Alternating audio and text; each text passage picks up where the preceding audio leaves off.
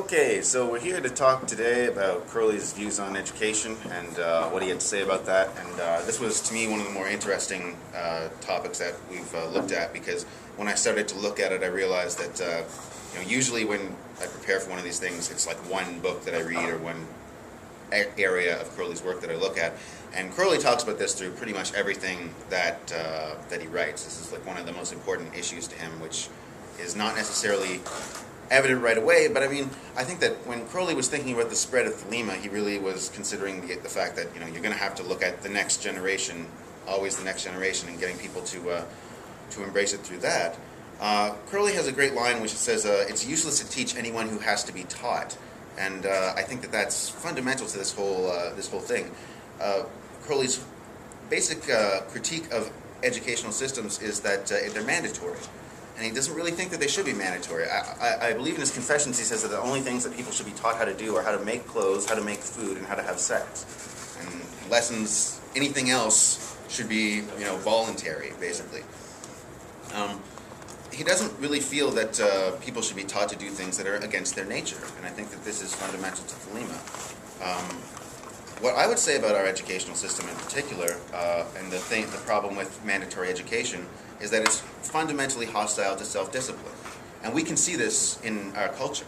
We pay colleges to force us to read books that we could read on our own if we wanted to. Yep. We pay personal trainers to force us to work out, and when really we could just do that on our own. We pay all these people to get on our backs and make us do stuff that we're perfectly capable of doing without them. And I think that that's the really big deal here. You can see that everything that we teach forms of discipline, but we don't teach self-discipline. For example, if you put someone in the military, they're going to learn all kinds of very interesting skills, but they're going to have someone who gets on their back and yells at them and screams in their face until they do these things. And I personally, from my college experience, know a lot of people who literally just take courses in things that they're interested in because they know for a fact they wouldn't read the books on their own. I think that this is also hurtful to the whole educational system and becomes a ripple effect in terms of education professionals. You take a teacher and put them in front of a class full of 30 people, and where 25 of the people don't care about the subject they're going to teach, pretty soon that teacher's going to become bitter, and they're not going to be very happy about what they're doing. They're going to get frustrated, and their frustration ripples out into the students, who they become frustrated as well. They're not learning as well, and it's a cumulative effect. Teachers have a really hard go of it because we're in a culture that's very hostile to school in and of itself. I mean, if you look at the fundamental message behind children's programming, it's like, your parents are lame, your teachers are lame, TV is cool, watch TV instead. And that's a big deal if children are constantly getting the message from television, which they watch all the time, hey, school sucks, why would you want to go to school? Well, that makes life tough for the teachers who are trying to get them to learn stuff. What becomes therefore further problematic is that schools are evaluated on the marks that the students get. So they have to be motivated to get the students to get high marks in all of their subjects, which leads to the kind of thing that we see, you see particularly in the States, where they essentially have to fudge tests to get state funding, or here where they have to teach to the tests so that students can pass and get high marks so that the school can keep going, but the students aren't actually learning anything.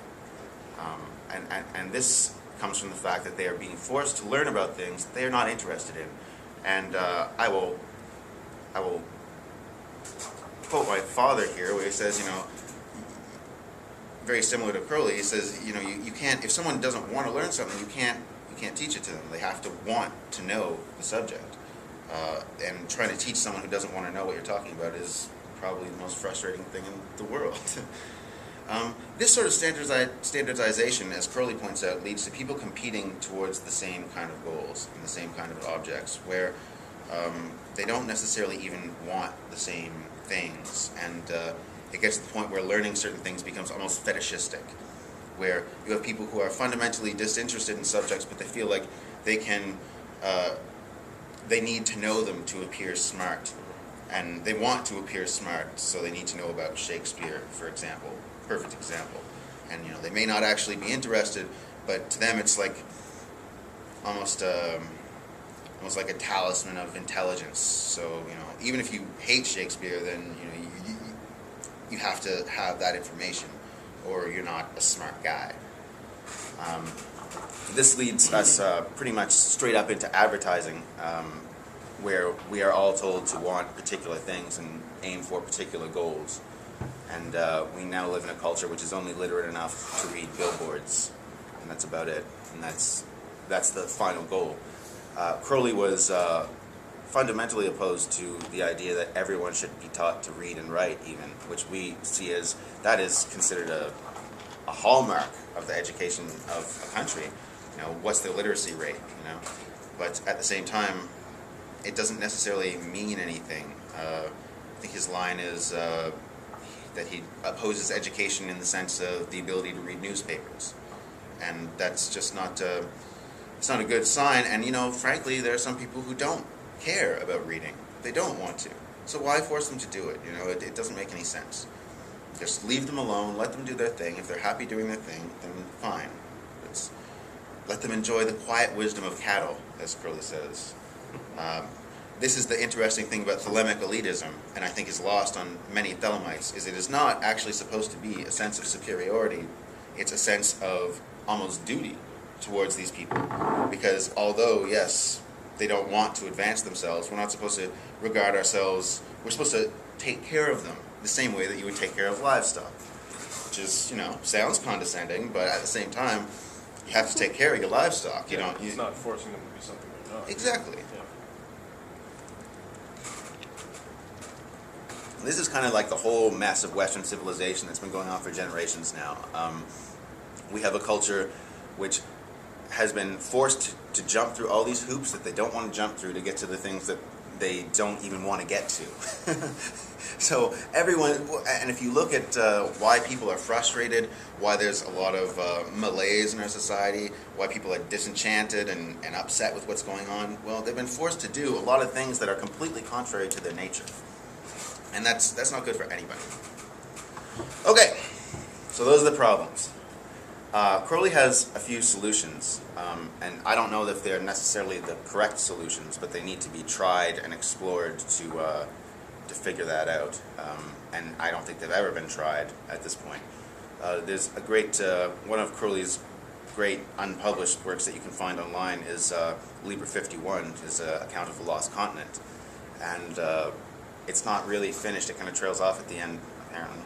And if you look at the first chapter where he talks about the outer sort of regions of Atlas, he says, these people, basically, they have every opportunity all over the place to get to the main city. All they have to do is learn to fly. And they have instructions everywhere on how to fly, but no one ever does. No one ever reads them or figures it out, but everyone has to have the opportunity. The information is there.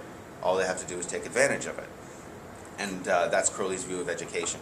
He talks about how they educated kids at Kefaloon, and I think this is very instructive. For example, he says, if they want a kid to figure out if a kid is interested in reading, they'll take him out and say, we can go here for ice cream. And then the kid might ask, how you know that? And he says, well, I can read the sign.